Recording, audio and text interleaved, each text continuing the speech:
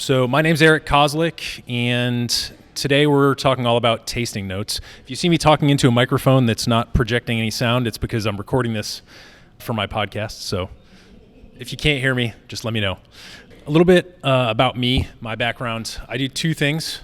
As I mentioned, I'm the host of the Modern Bar Cart podcast. We're coming up on 300 episodes of high-quality interview and audio essay deep dive content on all things spirits and cocktails. So if there's something that you're looking to learn about, chances are I've covered it in some way, shape, or form in these 300 episodes. So come chat with me if you have something in particular you're interested in, or if you're interested in maybe adding something to your listening diet. When I'm not podcasting, I'm the founder and principal consultant of Direct Fire Consulting. This is where I help distillers, cocktail bars, and anybody who puts liquid in a bottle or a glass to create better experiences for their customers. So that could be a bottle of spirits on a shelf, or it could be a cocktail program. Right now, I'm working with the Virginia Spirits Board to run a statewide cocktail competition in Virginia. In a couple weeks, I'll be in Richmond helping 5 bartenders batch over 2,000 cocktails. So this is going to be a lot of fun.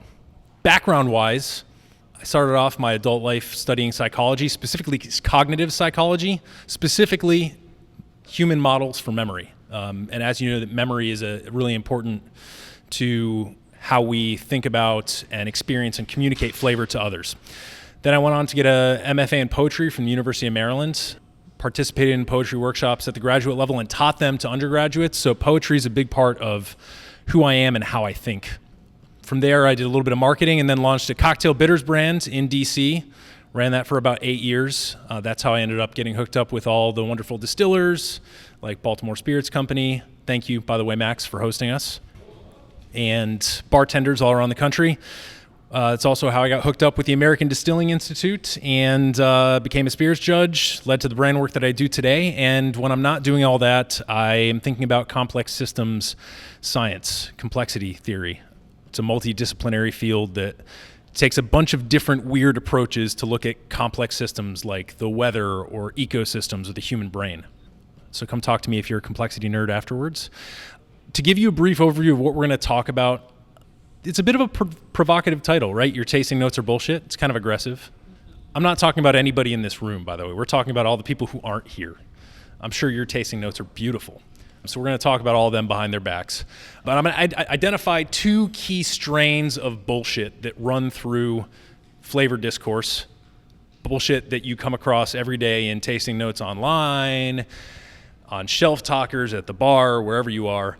Then we're going to look at ways to avoid that kind of bullshit, circumvent it, hopefully keep our tasting notes free of such bullshit. Then we're going to look at a few key tips at the end of just how to write better tasting notes, how to just a few just real nitty-gritty tips that will help you write better tasting notes for yourself. So I'm going to jump in with a couple of anecdotes that address these 2 types of bullshit. This story took place about 6 or 8 months ago. I was going around DC with a new agave spirits brand. The liquid in the bottles was good, so I was happy to try and get it onto the lips of bartenders and beverage directors to give these folks some experience. But one thing I noticed that was kind of weird to me was that they were very against giving any sort of tasting notes. And that kind of struck me as odd, right? Like you're selling stuff that tastes like something, so it seems to me that you might want to talk about what that is to your customers. And so I pulled them aside after a couple of pitches and I was like, hey, why don't you want to give tasting notes? And their responses were basically, well, we don't like to give tasting notes because taste is just so subjective and everybody's palate is different. And there wasn't much I could say to that because, well, you and I could walk up to the same thing. We could taste it. You could say yum and I could say yuck. Sounds like taste is subjective. And your palate's over there connected to your brain and my palate's over here connected to my brain. So I guess everybody's palate is different. So there wasn't much I could say to that. But I think for those of us who are here in this room, we kind of understand that perspective doesn't really serve us well.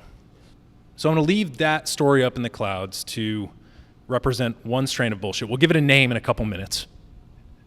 Anecdote number 2 took place almost a year ago.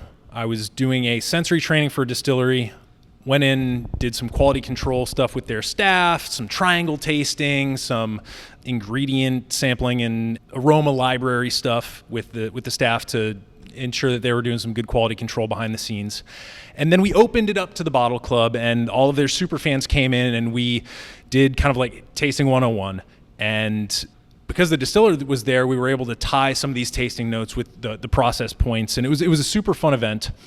But at one point during this bottle club event, we were tasting what I would call a botanical spirit. So something along the lines of like an Amaro or an Alpine liqueur or an absinthe, right? A little bit of sugar in there, not too much.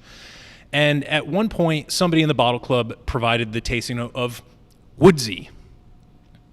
And I thought, well, okay, I can work with woodsy. Maybe it's not getting us all the way across the finish line to where we want to be, but it's got a color to it. It makes my body feel a certain way. It's got a lot of connotational power. Maybe somewhere in these woods there are some of the botanicals in this spirit, right? It was a step in the right direction. And then very quickly somebody else jumped in and said, yeah, but not just woodsy. It's like the woods after a rain in the springtime, and you come across an old stone house foundation covered in moss, and you run your hand across it, and this tasting note started proliferating. It got somehow simultaneously bigger, but also more specific. It was kind of like grotesque. It's almost like malignant. It was like, ooh, we don't want all this cell division. We want this to stay a little smaller than it currently is. And in this moment, I could only think of two reasons why somebody would give a tasting note that specific and idiosyncratic. I mean, one would be that they're delusional and they think that we all go out after a nice spring rain looking for old stone house foundations just so that we can bank that tasting note for a bottle club tasting down the road. But what I thought was maybe more likely is that they think that there's some virtue in or reward for providing a tasting note that specific. But let's be honest, you or I come across this tasting note on a like neck tag or like at the liquor store, like I don't know about you, but I'm turning around and heading the opposite direction from that tasting note. That doesn't sound appealing. That I can't relate to it in any way, shape, or form. Bullshit. So now that we've got the two strains of bullshit identified somewhat in anecdote format, I'd like to score these surveys that you have sitting in front of you. So for the odd questions on the left-hand side of the page, what I'd like you to do is assign the following values. For strongly disagree, you get a -5, then it goes -4, -3, 2, 1, 0, and then it turns positive after neutral, 1, 2, 3, 4, 5 for strongly agree. And then for the even numbered questions, the ones on the right-hand side of the page, you're going to do the mirror image of that. So strongly disagree gets you a score of 5, all the way back to 0 at neutral, and then all the way to -5 at strongly agree. So if you'll take a second and just assign a score to each of your answers using this, and then you'll see the number 50 up here on the slide. Basically what I wanted to do is provide a 50-point swing in either direction. So if you scored all -5s, you would score 0 when you add that to 50, right? So you're going to start off with 50 points. If you score all -5s, you'd be at a 0. If you scored all +5s across all 10 questions, you'd be at 100. So once you've got both of your columns totaled up, remember like negatives and positives will sometimes like cancel each other out, so keep that in mind. You're going to add your two column totals, or not necessarily add them, but combine them with the number 50, and that is going to generate your final score. Your total may be either negative or positive. It's very likely that a number of you are very close to 50. I was when I took this. It may be that many of you end up lower than 50 in this room, I suspect. Give me a thumbs up when you've got your score. Quick thumbs up. Good. Okay. What are we looking at, roughly? 66? 54? 62? 12? 12? If you are, that's amazing. You got 0? You have to combine it with 50. Okay. So you're a 50 then.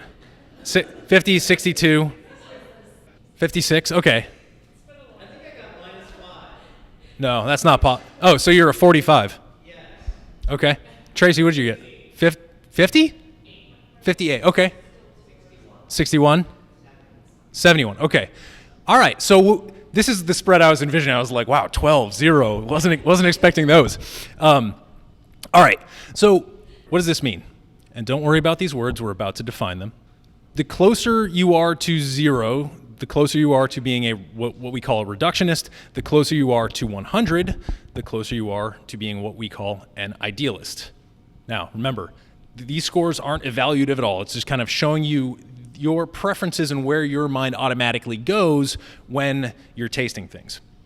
I should start by saying that both of these, I call them strains of thought or schools of thought. They're not quite philosophies, but these threads run heavily through philosophy for 2,000-3,000 years. So you can trace this kind of thinking back a really long way. Humans have been thinking about this stuff for a really long time. But they're not quite philosophies in and of themselves. So both of these two strains of thoughts have something to say about reality, about the truth. And for idealists, reality is a little bit subjective. For them, they say, well, this is my truth, and it's just as valid as your truth, so you can have yours, I'll have mine. We'll be fine. And this final bullet point has a lot of intimidating words in it. So I'm going to say it, and then I'm going to walk you through it so that it makes sense. For idealists, sensory qualia are ineffable and entirely private. Sensory qualia, what is it? Sensory qualia is the what it's likeness of experience. So if I had an apple and I cut that apple in half and I handed half of that apple to you, and you and I took a bite of that apple at the same time, the what it's likeness of experiencing that apple is the sensory qualia. Everything from the texture to the sound of the crunch to the aroma to the taste, sensory qualia is the what it's likeness of experience. Idealists feel that there is no way to totally confidently understand what it's like for you to experience something. There's one thing that it's like for me to experience something, and there's no way for me to get around this mystical gap and understand what you are experiencing. And this goes all the way back to Plato's allegory of the cave. Plato was talking about this stuff.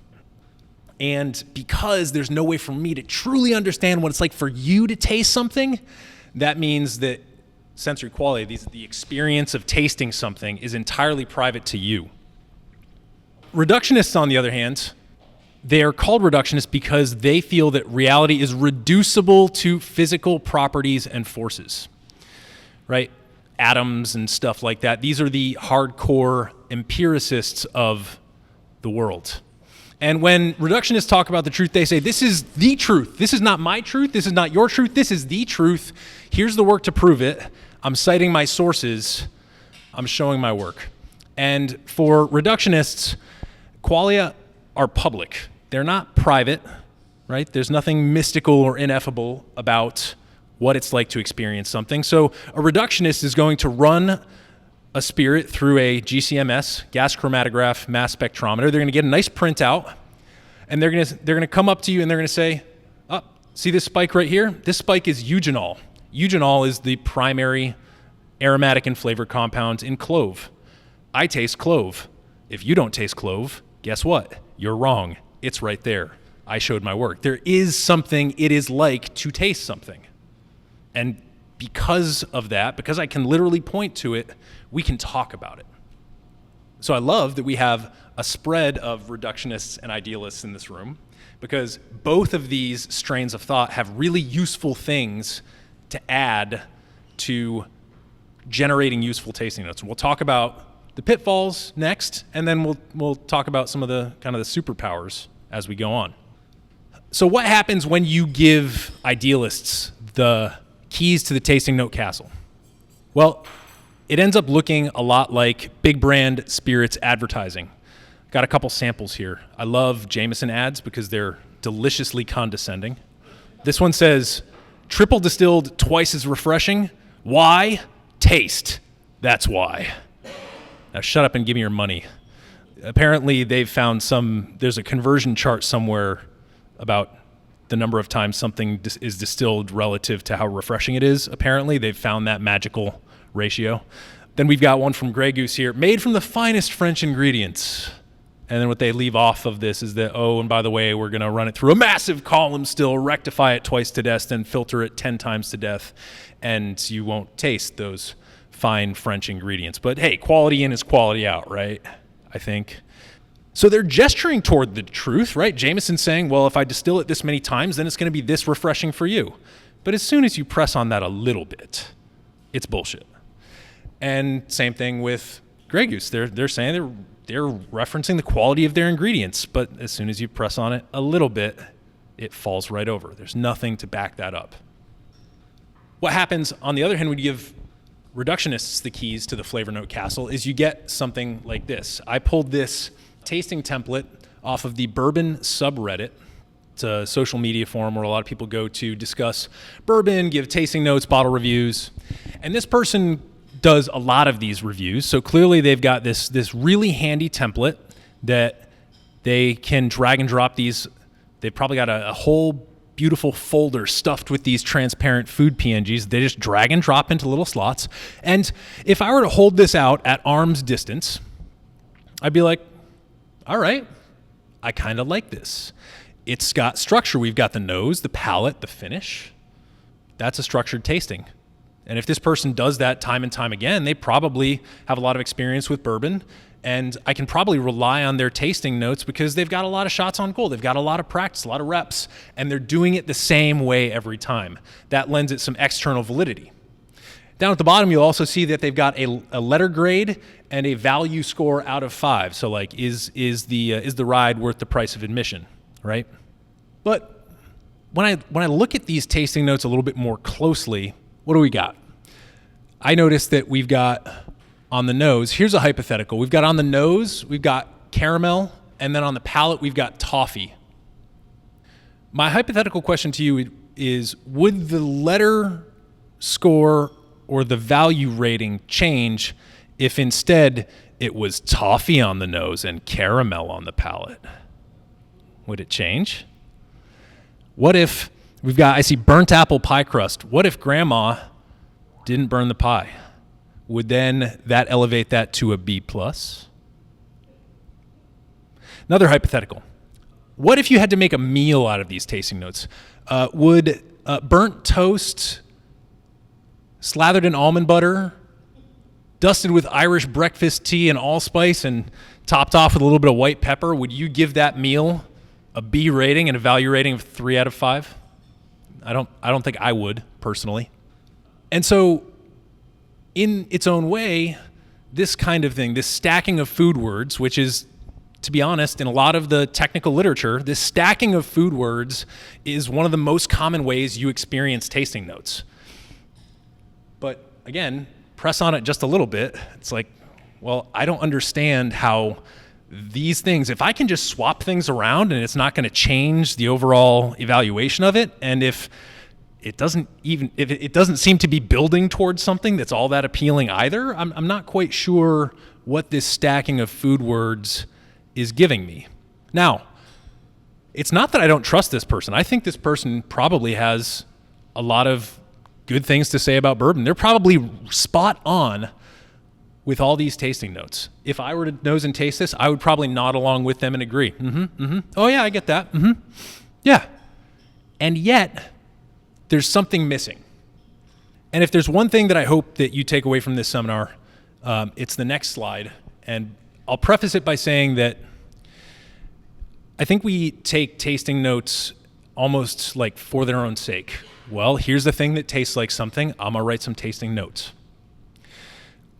I like to get a little bit more rigorous than that. I think that tasting notes have both an overarching purpose and then a specific mission, like a specific objective, a specific goal. I feel that the purpose of tasting notes is to help people connect with the liquid in a bottle or a glass. But that the goal of tasting notes is to say something accurate about flavor. When idealists manage to help people connect with the liquid in a glass, they almost always do it at the expense of accuracy. Remember Grey Goose, Jameson? Delicious looking drinks. I love French ingredients. I love refreshment. I connected with that liquid, but it didn't have anything to do with them saying anything accurate to me. And we know, right? I told you, I bet that person who created that tasting note template was spot on about most of those tasting notes. I would probably agree with like 90% of it, and the rest is up to like individual differences, right? I think that person was saying accurate things about flavor, and yet when I sat there, like the more I stare at something like that, like a list of food words, the less I'm able to connect with the liquid in the glass. So, if this is the case, if you agree with me on this, or if you're willing to go along with me on this, then it would seem that the $1,000,000 question is, how do we create tasting notes that fulfill both the goal to say something accurate and the purpose to help people connect? And there's probably more than one answer to this question, but the way I answer it in particular is by trying to identify what I call the heart of a spirit. I'm going to pause right here and just mention that you do have some glasses in front of you. 2 of them have whiskey in them, and shortly one of them will have gin in them. I'll give you a wave, Justin. So feel free to taste those whiskeys. They're 2 Amrut single malts. They're a little bit different from one another. And the reason why I'd love for you to take a little bit of time as I'm talking and just nose and taste those is because they're from the same category, but they're doing slightly different things. And that will come up a little bit later in the discussion. So getting back to the heart of a spirit, what do I mean when I say the heart of a spirit? Well, I'm not talking about cuts. I'm not talking about heads, hearts, and tails. I'm talking about something a little bit more abstract, perhaps, something a little harder to put together. But to ease you into what I mean by the heart of a spirit, I want to tell you the first time I was introduced to the heart of a poem. I was in a graduate poetry workshop with this gentleman, the late, great Stanley Plumley, former poet laureate of the state of Maryland. He was a wonderful teacher of poetry, but also a really amazing critic and scholar. He's the kind of person who could almost open up a poem like it's a car and look under the hood and explain how it worked the way it worked. We were workshopping one of my friend's poems, and for whatever reason, Stan was reminded, it might have been a turn of phrase, it might have been a piece of imagery, but he was reminded of the Robert Frost poem, Stopping by Woods on a Snowy Evening, which is a little weird for a graduate poetry workshop. Now, we're all familiar with this. My little horse must think it queer to stop without a farmhouse near, whose woods these are. I think I know. His house is in the village, though. I grew up in New England, and this poem was like it was almost like one of the Christmas carols. It came out every winter. It sounded nice, but it was essentially devoid of any meaning. Like it was just New England pastoral nursery rhyme that you packed out with the Christmas decorations and packed away when they got put away. No meaning to it. And so Stan was reminded of this poem, and he goes, "Do you know," in his Stan voice, "do you know what the heart of stopping by woods on a snowy evening is?" And luckily, none of us were dumb enough to think we knew the answer, so we shut up. And he looked around, gave a little smile, and he said 10 words. 10 words that are still with me. He said, "It's a solstice poem, the darkest evening of the year." 10 words. And I was very unexpectedly filled with emotion at that point, because I was not expecting, very suddenly, something that was completely dead and meaningless to me up till that point in my life to, with 10 words, all of a sudden be like, whoa, suddenly I understand this in a very new way, and now it's resonant and luminous with meaning. And what he did when he identified this as the heart of this poem is that he connected it back to a larger tradition. When he says it's a solstice poem, he's really saying it's an existential poem, the darkest evening of the year in the middle of life. This ties it all the way back to Dante, in the middle of life in a dark, entangled wood, the first lines of the Inferno.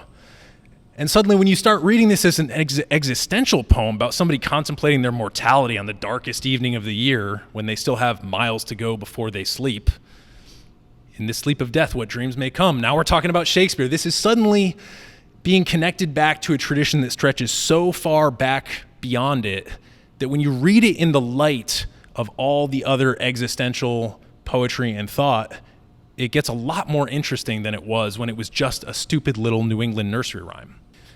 And the reason why I bring this up is because I think that great spirits, like great poems, are works of art.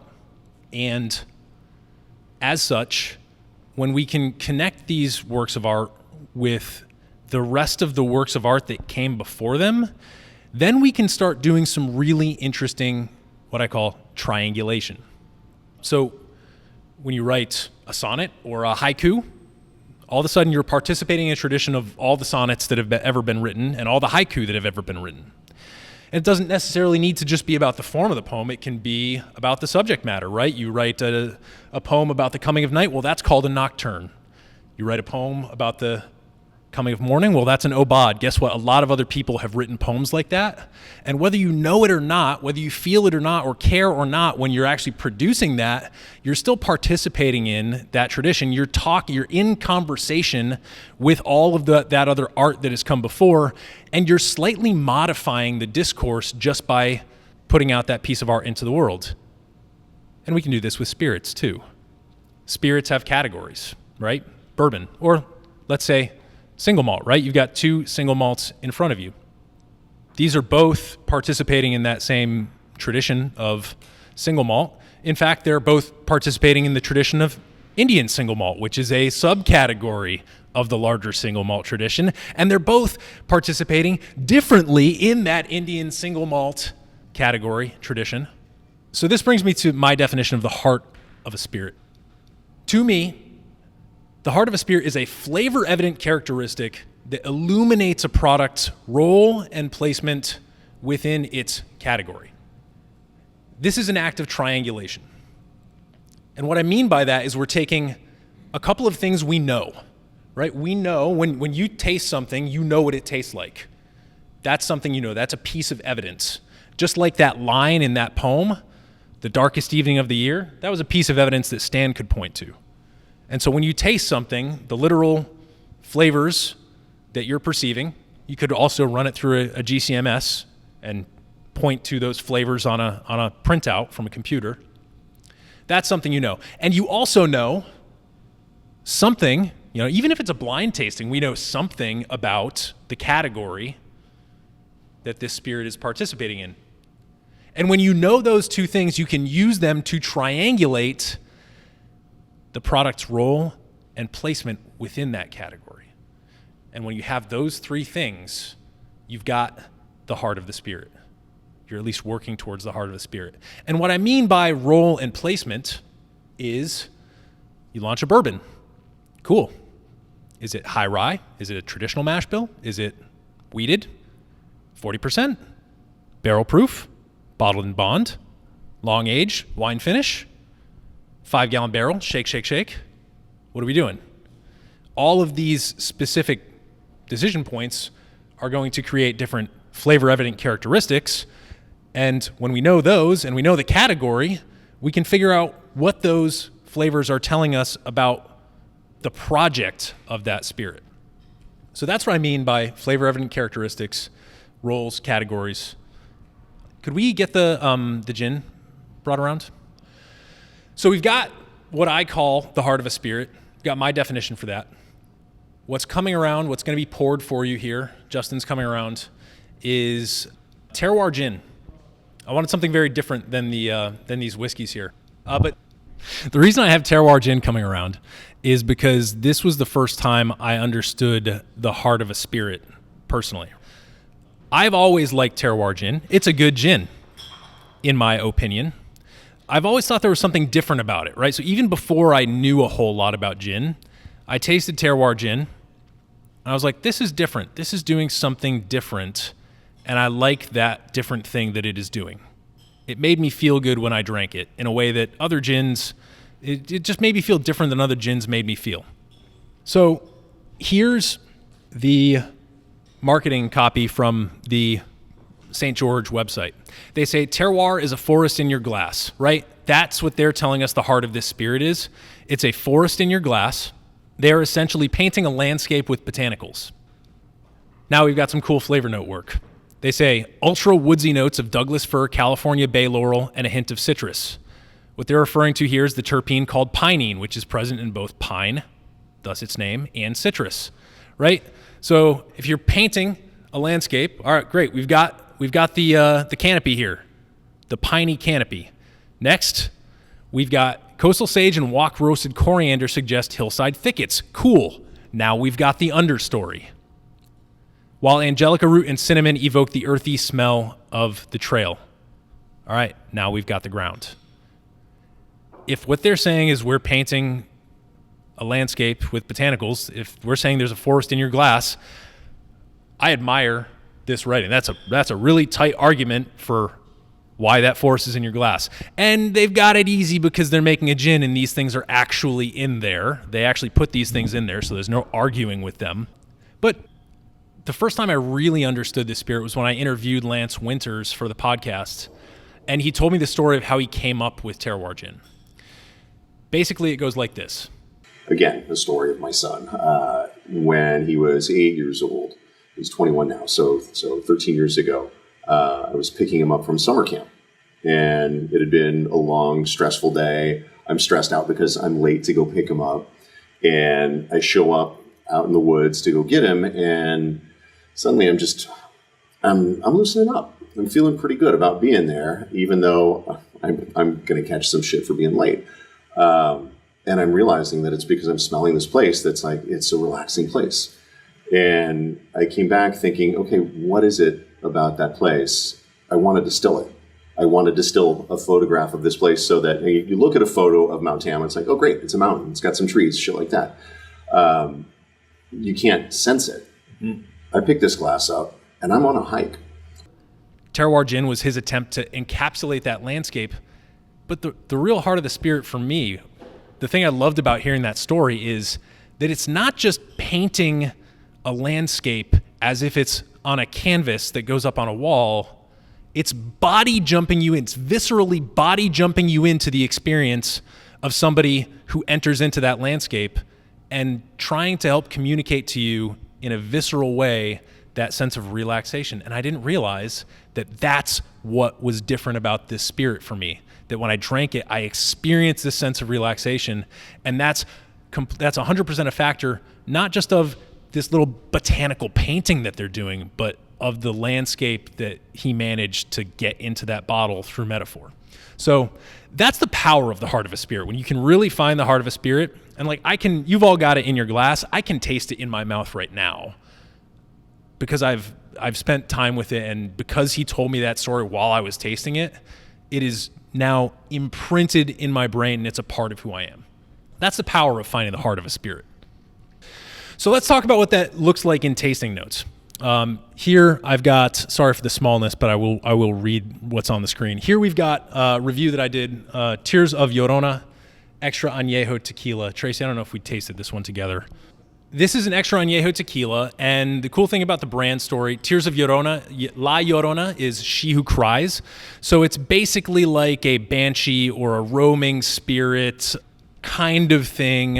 And the interesting thing about this myth is that it didn't exist like as an ancient indigenous myth, and it wasn't something that was completely imported by Europeans when the two cultures collided. It's something that sort of arose out of that collision of cultures.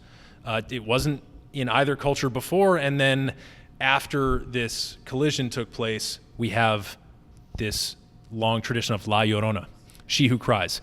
And obviously the tears, whenever you're talking about tears in the spirits world, well, we're talking about the tears of evaporative loss, the angels share, right? And that goes back to the extra añejo tequila, right? So I thought it was a really interesting story, and to me, the heart of this spirit was fusion. So the question is, all right, now we know what the heart of a spirit is. How do we communicate that in a tasting note while checking all the boxes we need to check? I'll read the tasting note here since it's a little blurry. A pan-Mexican legend collides with the angel's tears of in-barrel evaporative loss to inspire this complex tequila.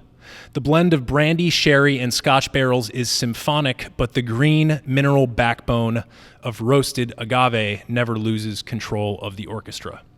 So if I think that the heart of this spirit is fusion, I should probably make an argument to that effect. So we've got a lot of fusion words. Pan-Mexican, collides, complex, symphonic, fusion. It's in the tasting note.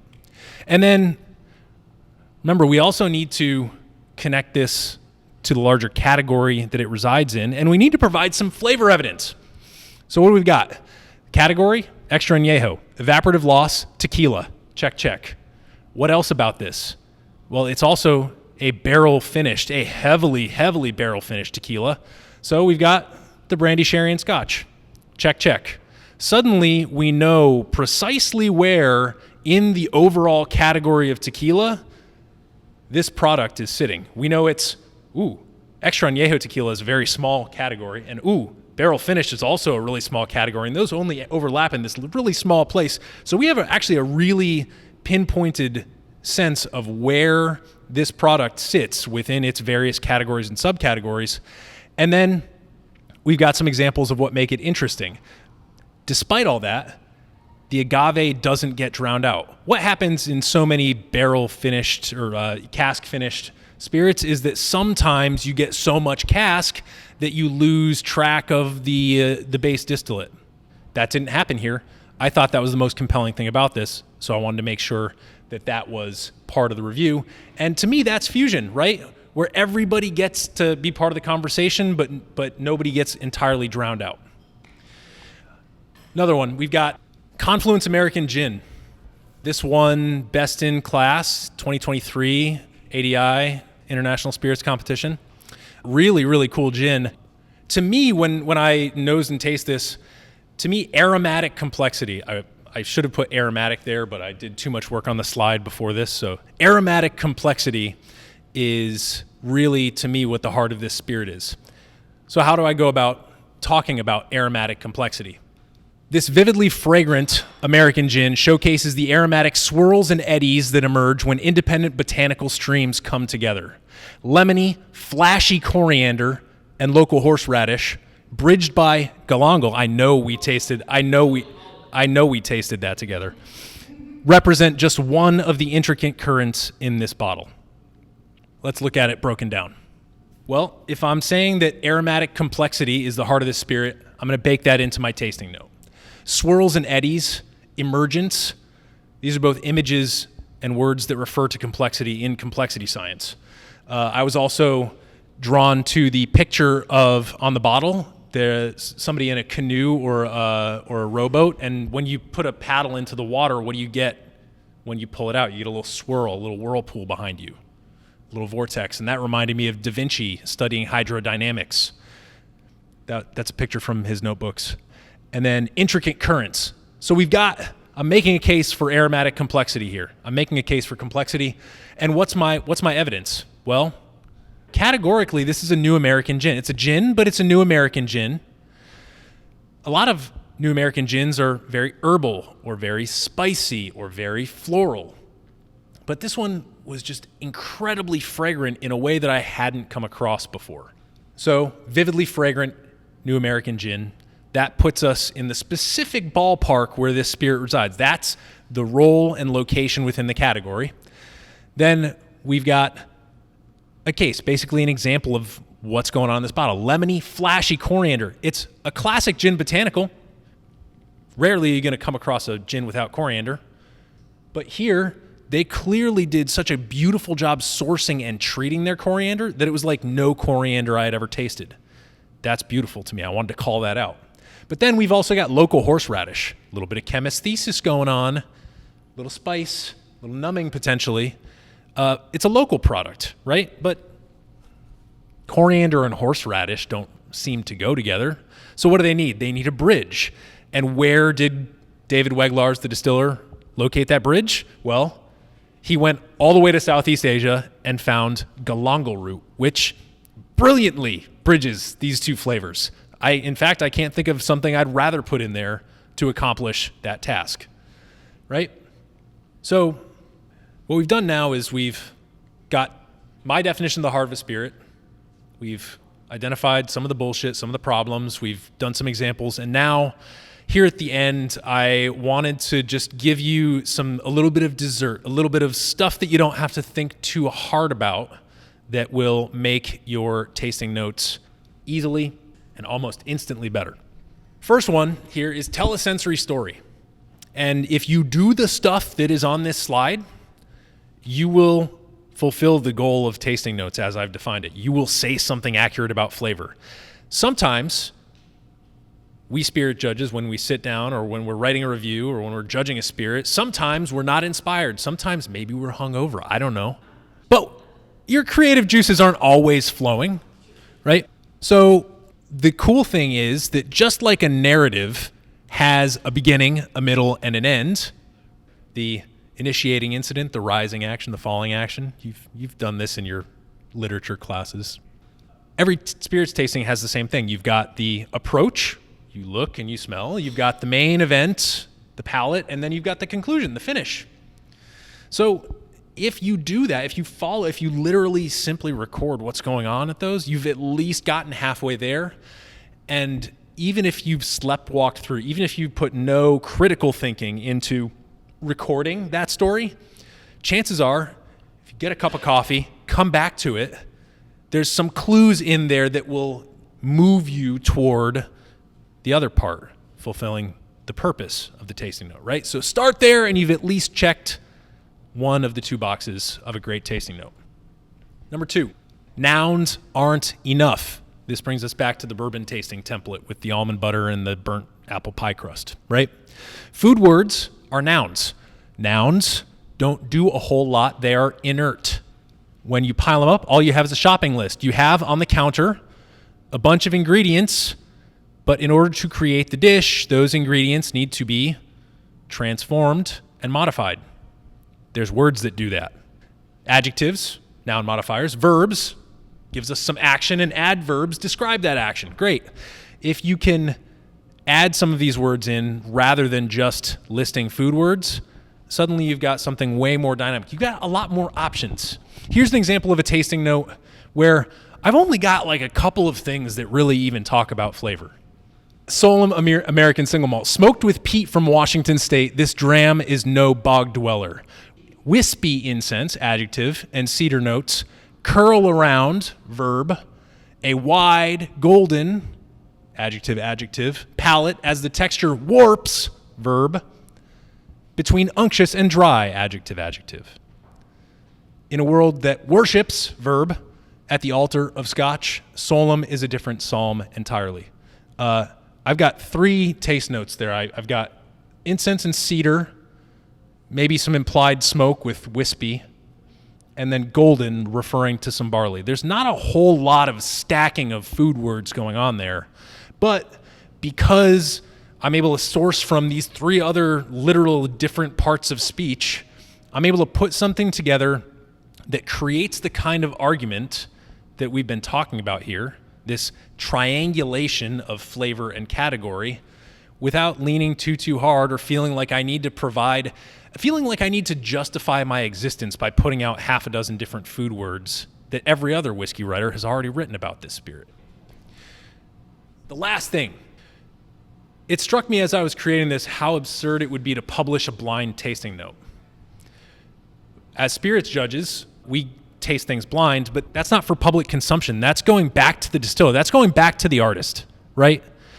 And we still know what category it is. So like we can still give good feedback even though it's blind.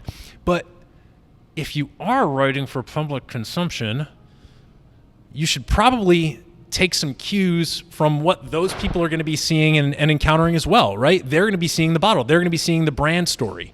So even if I start off by tasting something blind, before I finish up my tasting notes, I make sure that I can taste that with context, whether it's with the brand story or with the bottle there next to me. I'm like, as I was writing that tasting note, I had the Confluence gin, and I was like, oh shit, they got a guy paddling a canoe on there.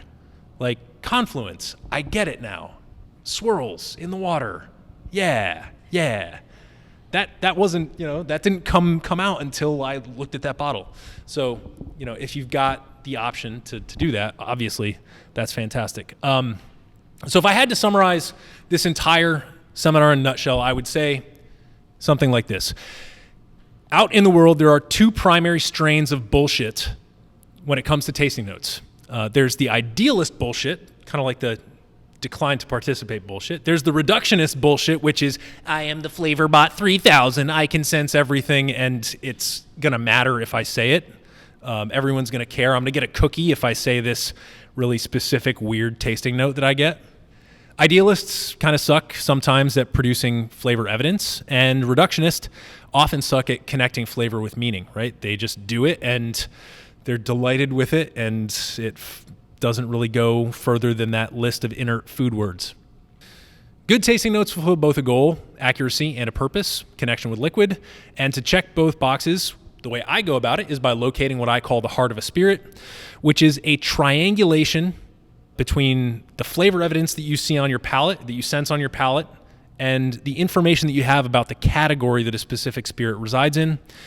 And by the way, if you can tell a story, use more than nouns, and take cues from branding and packaging, then I think it would be safe to say that your tasting notes are no longer bullshit.